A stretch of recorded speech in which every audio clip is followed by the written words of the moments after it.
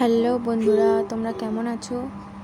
সবাই খুব নিশ্চয়ই ভালো আছো, আর আমিও খুব ভালো আছি। দেখো, আজকে ঝালমুড়ি মাখা করলাম। এই যে সব কিছু কেটে নিয়েছি, টমেটো, গাজর,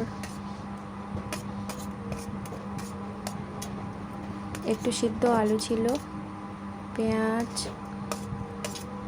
লঙ্কা,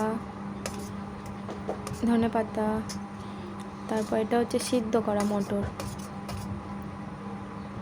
আর এটা টক মিষ্টি ঝাল চানাচুর, আর লবণ, আর এটা হচ্ছে জিরে গুঁড়ো। এবার একটু তেল দিয়ে দেবো।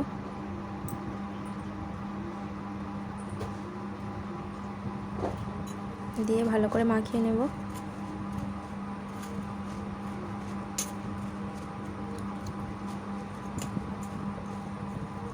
খেতে কিন্তু খুব সুন্দর হয়েছিল, টেস্টি, ভালোই লাগছিল খেতে। তোমরাও এসো খেয়ে নাও।